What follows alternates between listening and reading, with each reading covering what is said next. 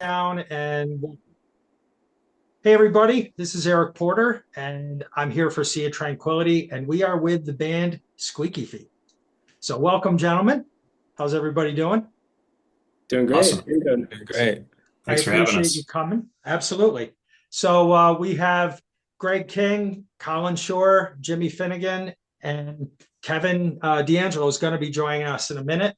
But I don't know if people have watched or remember. You guys hit big on Sea of Tranquility with the release of Cause for Alarm in 2023. I loved it. It was in my top 10 for the year. Pete did a terrific review. Pete Pardo, he absolutely loved it. And I believe this was your debut record, if I'm not mistaken. Yep. And uh, you guys have a new one coming out, Overview Effect, and that'll be out October 10th of 2025. But for the people that don't know about you guys, what I found interesting, and I'm going to give you guys credit because you kind of got me into the jam band scene. Jam band, sometimes there's a narrow focus on what jam band actually is or what people think of it. And I remember hearing this record and I'm like, these guys are proggy, they're jazzy, they're jamming.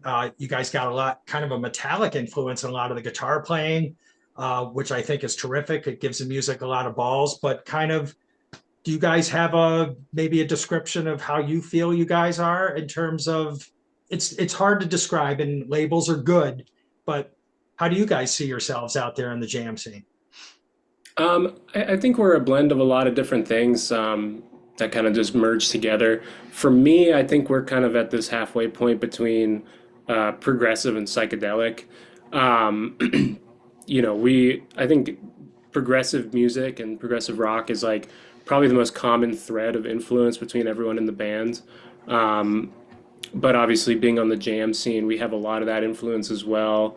And then I also think that your perception of our sound is going to vary depending on whether you just listen to our studio stuff or listen to our live show. The psychedelic element definitely comes in much more in the live show, even though it is present in our studio music.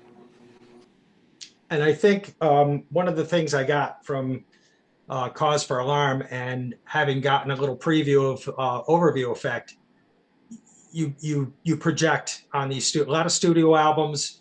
I mean, these records sound great, but there's attitude to it, which sometimes you don't always get from a studio release. And like you were saying, the live stuff. And I know you guys offer the live stuff on your website where you can go out and get the shows. And I think having seen you guys, I saw you guys, I believe, on this tour in Albany at Lark Hall, and you're coming back. Thank you. Um, like, what's your approach in the studio? And we'll get to talking about the new record, but between the production value and coming across that way, I mean, that's tough for bands, and you guys do a great job of that, I think.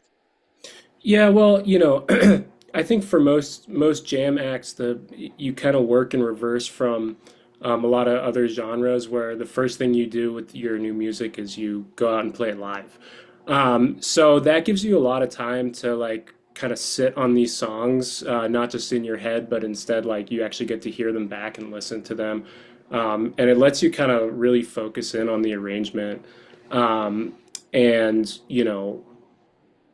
how to get the little pieces fitting together as much as possible.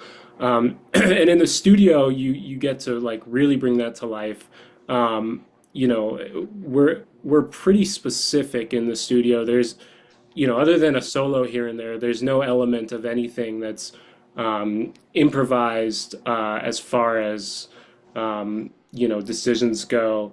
Obviously we'll make some on the fly changes to things, but we have the time to test them out and really get locked in with the arrangement of it. And that's like for me, that's like the biggest thing is like just making sure every piece makes sense and everything hits the way it should. Um, you know, I I'm just a big fan of I'm using the term arrangement a lot, but I love feeling like everything is intentional.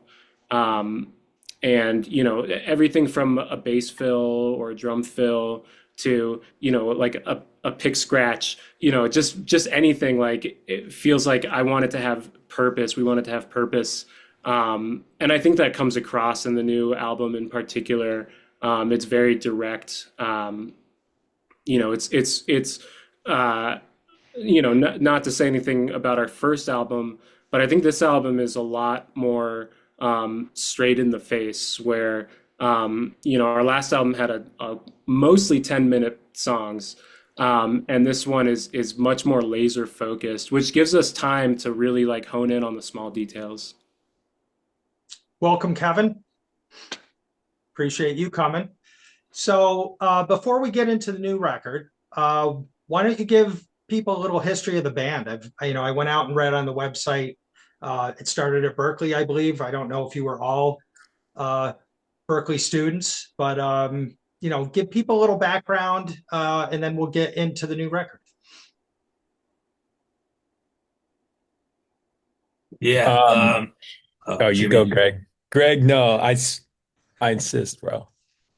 Yeah. So Colin, myself, and Kevin met in Boston.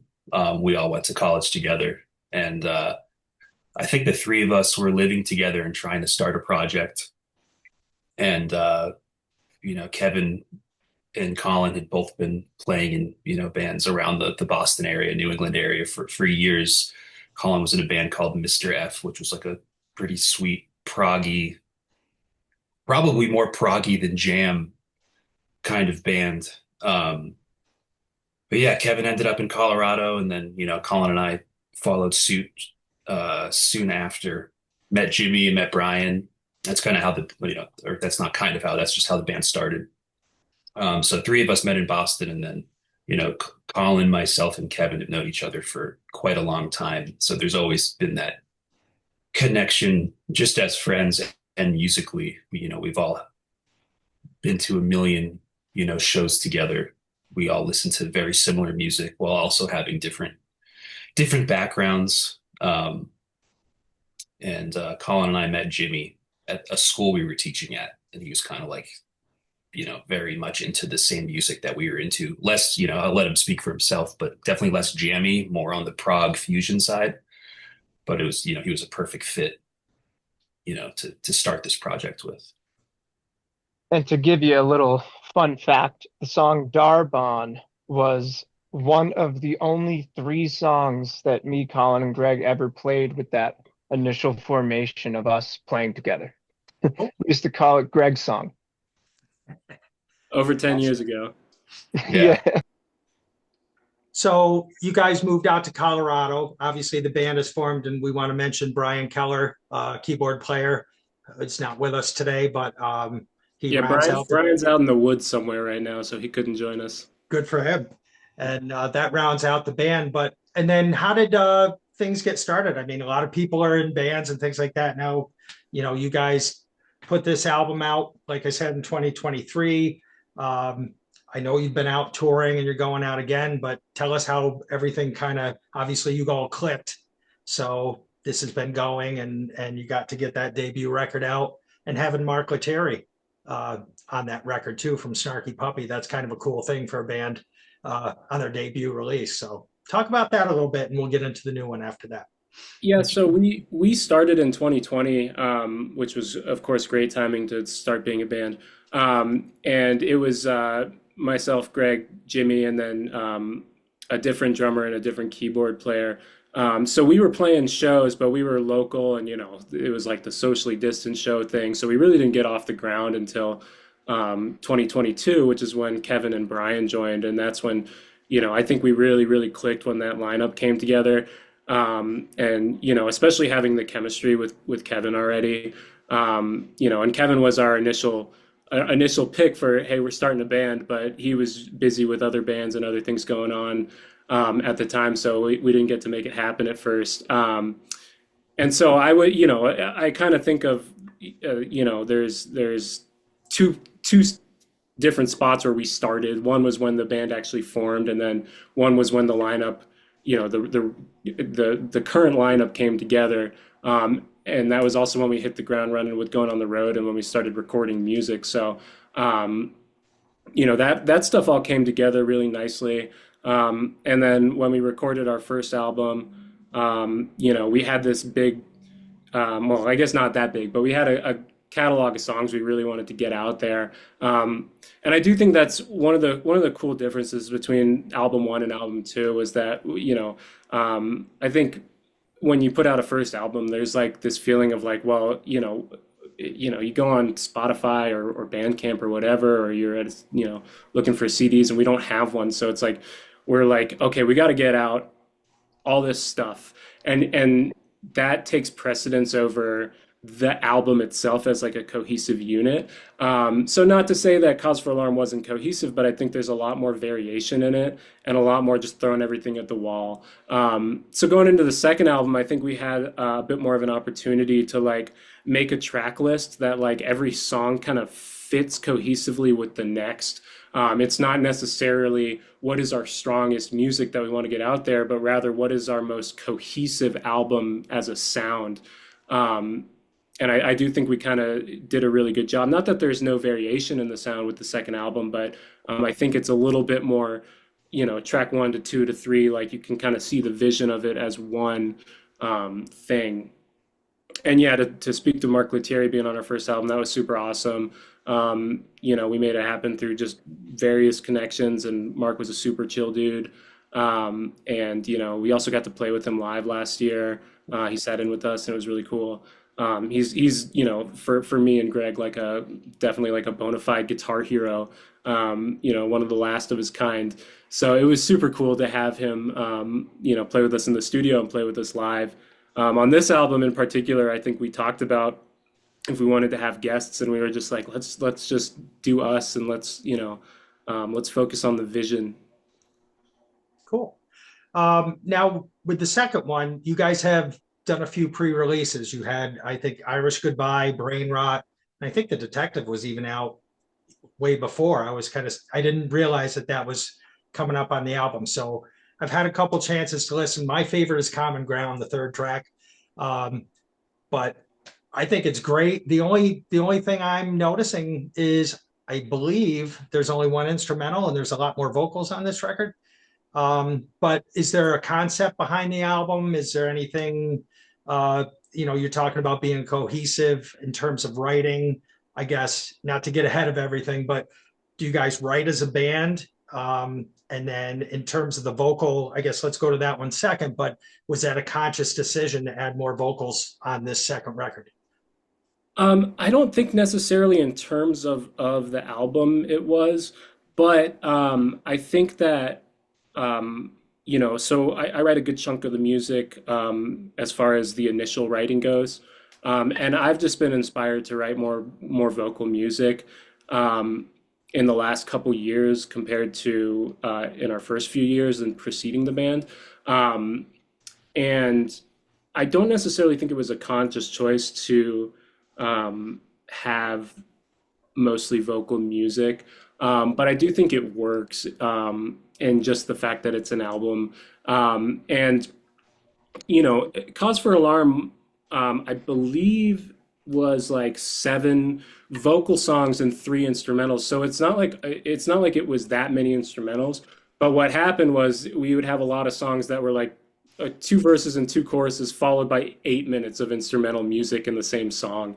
And I think, I talked about arrangement earlier, and this album is just a little bit more get to the point and don't waste time, maybe.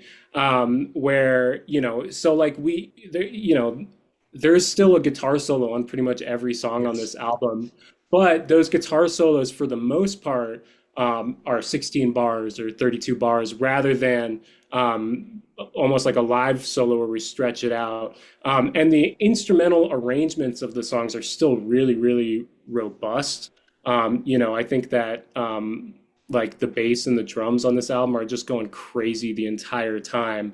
We just have it kind of distilled into a more short form package. I remember when our first album came out, and some people were reviewing it, and one of the things I heard the most was like man, this album's long. So I don't think we set out for it to be a little bit shorter, but I'm kind of happy it is. I think it's about 20 minutes shorter than the last album.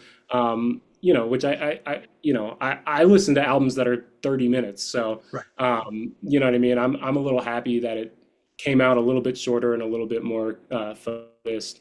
Um, and then, yeah, just to go back to your writing point. So if you were to just, talk about principal songwriting, I believe it's mostly my songs, a couple of Greg's songs, Common Ground being one of Greg's songs. But we're extremely collaborative as far as if me and Greg are writing a song or whatever, there's a 90% chance that Kevin has a better drum part in mind than what we can cook up with. So you know what I mean, or Yeah. or bass or key layers or whatever. So we wind up collaborating um, as the song comes together, um, which I think is a big part of what makes our songs come alive instead of just being, verse, chorus, stuff like that. So a lot of that arrangement stuff is much more collaborative. Common Ground was a cool one because I think it's a song that Greg wrote most of, and then I sort of put the finishing touches on it with the lyrics, and then Jimmy sings it. So there's a lot of collaboration going on there, um, and yeah. Cool. So you said Jimmy sings on that one. Colin, you're usually the one who sings most of the vocals, though? For the most part, yeah. For Okay. better or for worse. I'm glad we got we had Jimmy singing all of Common Ground, and then he sings a section in Birds of Prey too. Okay. Jimmy's got a much more like powerful anthemic voice than I do. Um, but being the person who writes the majority of the lyrics, I still selfishly want to sing most of them. Do you guys have a favorite on the, and you probably don't want to say that because they're all your babies, I'm sure, but does anyone have a favorite? I know the title track's like the closer, I think, and it's a 50, that's a 15-minute track, I believe. That's a long track. Great stuff. But like I said, I loved Common Ground. That was the one that kind of hit me, Yeah, even though, I'm with you. oh yeah, I when I heard that the first time, I was just like, wow, this one really came together. Um, I think they all sound great. The album sounds yeah. awesome, but that one shines to me in particular. Jimmy, you got a favorite? Um, I think Overview Effect probably would be my favorite just because it's so expansive and there's so many cool sections and we really dialed in some cool like ear candy that really pops out for me. So I feel like that one, you know, like every time I listen to it, I kind of feel like maybe not anymore. I've listened to it too many times now, but I'm like for a while there, I was hearing something new every time. And that's great when that happens. Yeah. Greg? I have two songs that are tied for first, and it's I think Birds of Prey and Brain Rot. I just like those two Brain, songs a brain lot. rot's great. Yeah, I think Brain Rot's a really, really cool song. I mean, I've always liked that song, and in Birds of Prey, I just thought similar to Common Ground, like just came. I think it just hits you in the face. It just came together really, really well. I think it kind of like stunned us all when we first heard just the first mix of it. So I find myself when I am listening, trying to like go through the album or even just like now playing along with songs, I kind of find myself gravitating towards that song the most. And Colin, do you have a favorite? It's so hard to pick because, when you go through the process of recording and writing and everything, like you just, and then you hear the final product, you just get really excited about hearing something come together. Um, I think that for me, Overview is definitely one. For the record, that we wrote that song when we were kind of in the middle of recording our last album, and I was just so bummed that I knew it wasn't going to make the first album, and then I knew going into album two that it was going to be the centerpiece and wound up being the title of the album too. Um, and we almost started writing new music because we wanted to put Overview out, but we didn't have necessarily the right track listing to go along with it. But I guess if I had to pick, I'm going to go with two, Irish Goodbye and Caveat Emptor. I wrote those songs on back-to-back days about a year ago. And they're both kind of about the same thing, and they're both just really powerful gut punch songs to me. They don't overstay their welcome too much, and I think they kind of show a lot of variety. Um, and Yeah, just two songs that I wrote that I feel a pretty personal connection to. Cool. And I wanted to let everyone know that again, October 10th is the release date for Overview Effect. And would you guys like to talk about? I know you have a tour coming up. We talked about that a little before we went on air. Going out with Disco on the road, um, East Coast, and I guess down south too. You mentioned the Carolinas and Atlanta, and talk about hooking up with them and going out. We met Disco a couple years back doing some co-bills on the road when we were touring with the Magic Beans, and we definitely liked working with those guys. They have a similar setup as us. They like to stretch out and jam. Overall, great camp of people, and we feel like they're kind of doing this jam band thing coming from the same place as us. And it's cool to find other bands out there that you could really resonate with. So we've been trying to get a nice organized patch of shows with them for quite some time now. I think these shows are really going to be a fun night of music and pop, especially coming to the Northeast. It tends to have a lot of really diehard jam band fans. So the It is a vibe in really those good rooms should be scene. good. Yeah, Yeah. it's a really good scene here. I had speaking of the dual guitar attack that you guys have, I got to see Humphreys McGee this summer. Love those guys too. And I've seen Spofford, but I mean, there's constantly Mo, I think, is coming for, I want to say it's their 35th anniversary show. They're playing um, right before New Year's Eve, I think they're playing. But yeah, we get at least New York. Like I said, East Coast is where I'm most familiar. There's always something going on. So I think it's a great scene for you guys. Um, Now with Overview Effect, when that comes out, I'm assuming your website, other sources where people can get this record. I know we got ours from Laser's Edge from Ken Golden. He was selling Cause for Alarm. Um, I'm sure they can go out to your website, but we mentioned the live shows too, and I think I picked up a few after I got into you guys, and I think that's something. If people don't have a chance to see you, they've got to check out the live stuff because, like you said, it's kind of a different animal, and you guys do a lot of different things that you don't, you can't do, I suppose, on the record. But I was blown away when I saw you in Albany a couple years ago, and kind of talk about that when you're out on the road. Are you guys going to be like? Will you be playing with Disco too? Like, do any of you guys get up and jam with them, or maybe have one of those guys come up and jam with you? I don't think we have so far, but I would expect some level of collaboration. That's always a part of the jam scene. Yeah, you can grab the album at our website. We're excited because we're doing vinyl for the first time. We have the pre-order campaign going on our website, and I'm like the farthest thing from an audiophile. I listen to Spotify on my laptop speakers at home. So, but I know so many people love the experience of listening to an album on vinyl. So I'm happy we can provide that for them. Um, yeah, the live show is such a different thing. It's fun because we get to really like hammer in these super proggy songs, and then just take them way off the deep end for 20, 30, 40 minutes.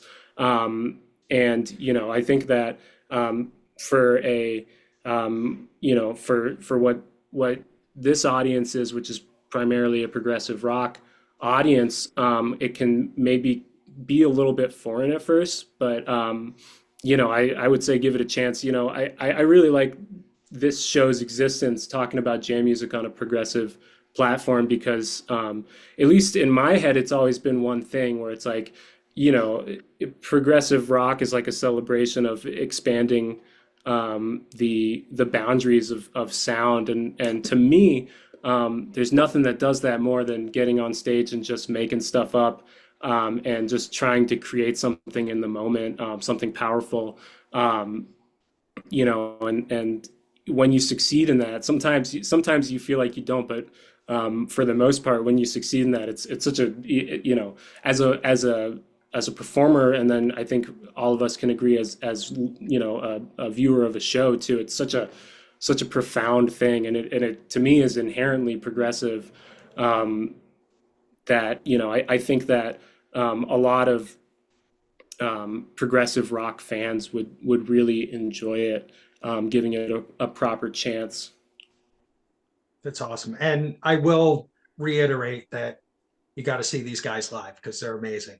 But before we go, is there anything else you guys want to put out there or let anybody know about? We've talked about the tour, the new record.